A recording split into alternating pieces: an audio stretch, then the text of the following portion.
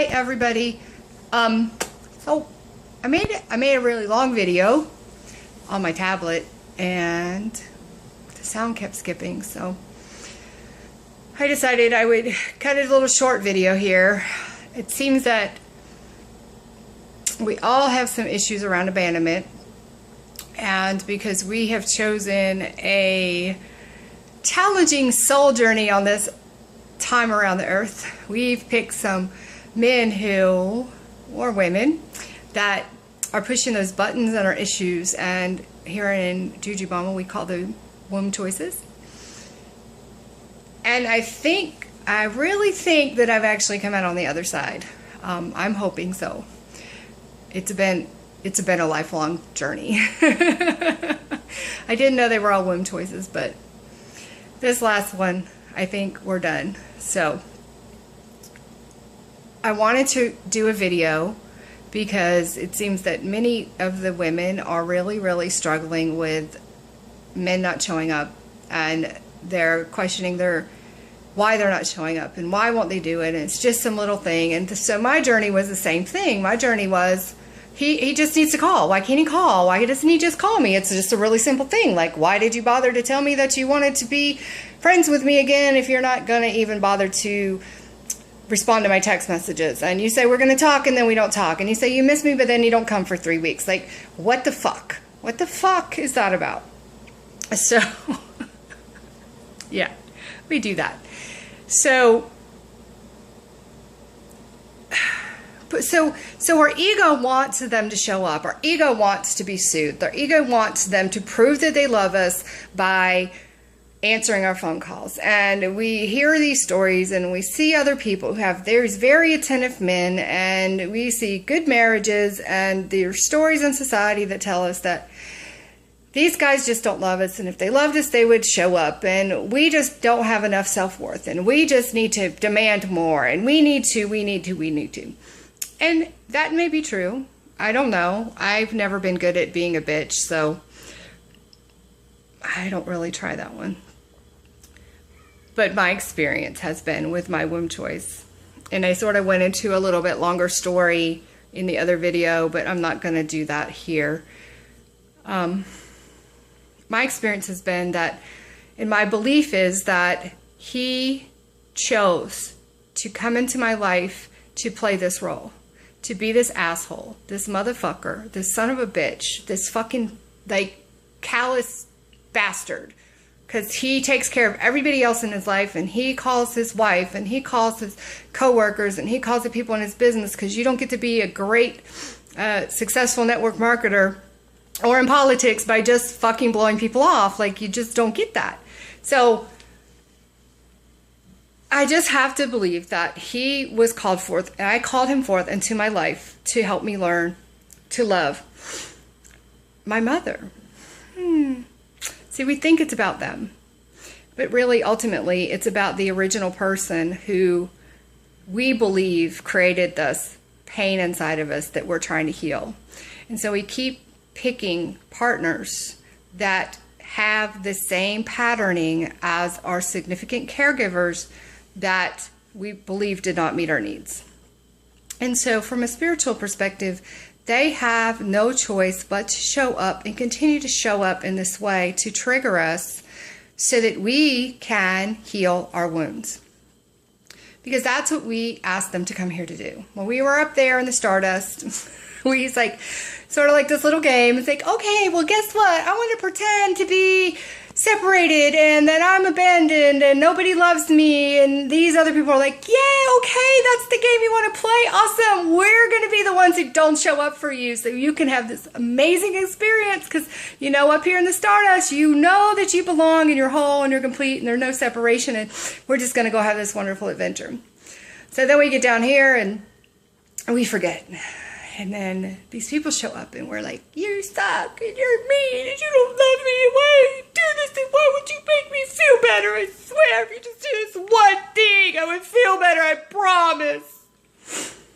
But the truth is, you would feel better temporarily. You would feel better in the moment, because they'd be soothing your wounds. But it's like putting a Band-Aid over this nasty hole in your skin. And so then they do it once, and you think they're going to do it forever, and they're going to show up, and they're going to be this thing that you want them to be and prove that they love you so much.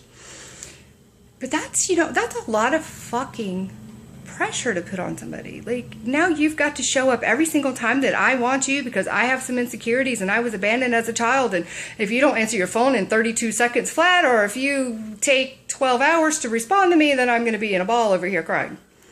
Nobody wants that. And you didn't choose that. You chose to unlearn that. The only way to unlearn that is to have somebody continue to do that to you until you forgive it. Now, my experience has been this week that ultimately it was never any of the men that I needed to forgive. Actually, I forgive them I'm really good at forgiving the men. Like, I'm really good at saying, oh yeah, I understand, and it's me, and I created this, and I need to shift some more, and it's okay, and I still love you, and thank you for, showing up. And I really do have, like, the utmost gratitude and appreciation for my womb choice for continuing to play this role, because I finally got it this week. I finally got that it was my mother that I needed to forgive. It was my mother that I wanted to show up for me. And I've always wanted her to show up for me, and she's never shown up for me. She's a drug addict. She's always had mental health issues. She's still on pills to this day. But I had to just learn to love her.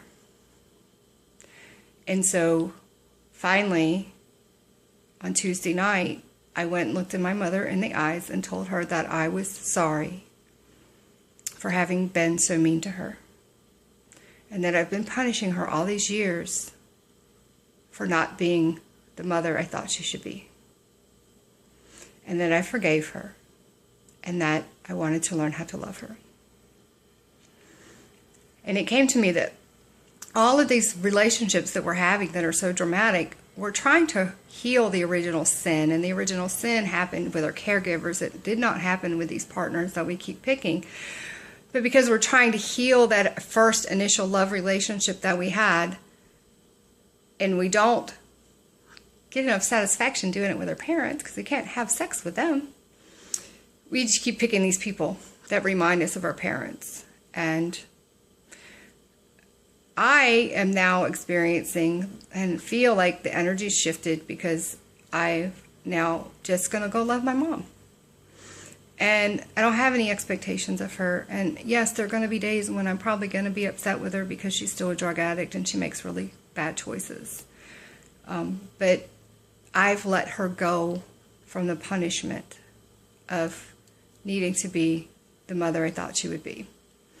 Because I think that was the lesson.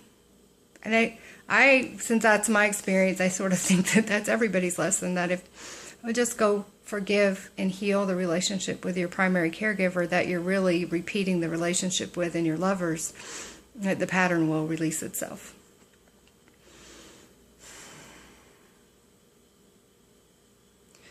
But to have your partners not show up being assholes is not serving you. I know, I've been there, I've done it, I've cried. Even 2 weeks ago, I was crying and snot was running out of my nose, and I was just like, why can't you call me? And you said you'd call me, and I don't understand, and you could have just left me alone, and if you didn't want to be with me, just tell me you don't want to be with me, and it's just a phone call, and it's 5 minutes, it's 30 seconds, like, why? Well, the why was, I needed to give my mother the love that I'm trying to get from this man. And I needed to forgive my mother. And so if he had shown up again, if he had relieved my pain, I wouldn't have been pushed to that step where I needed to go.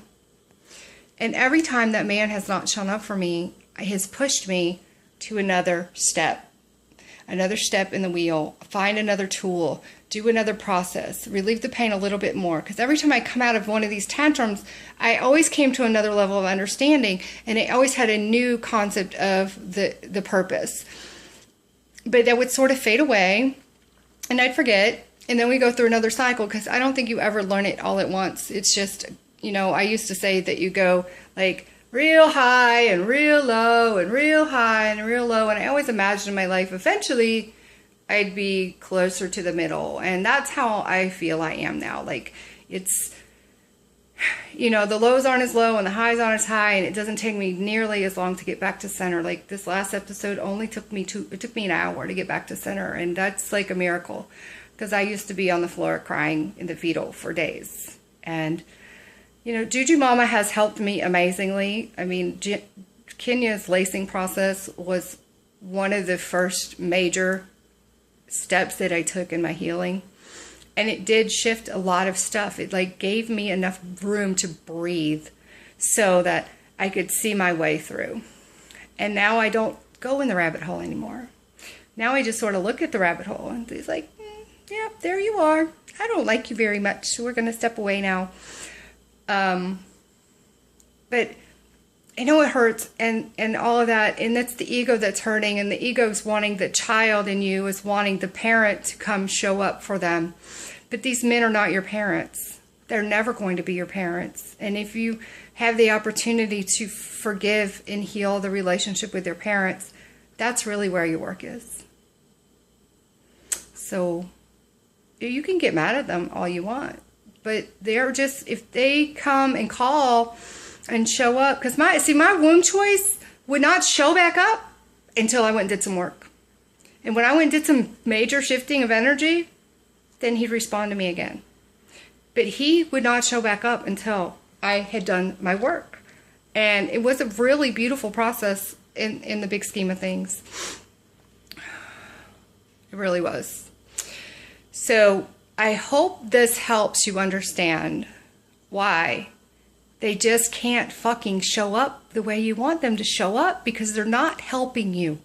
They are not helping you get where you want to go, which is not be in this pain anymore. And from the ego, it looks like they're just being fucking assholes, not showing up for you when it's such a simple thing. But from the spiritual level, all they are doing is delaying your healing. And they truly do love you, and they truly want to see you healed. And so they can't come put salve on your wounds. They can't come put another Band-Aid on there, because you've got to go doctor the wound. You've got to go clean it out. And you got to work on the healing of it. So I hope this helps.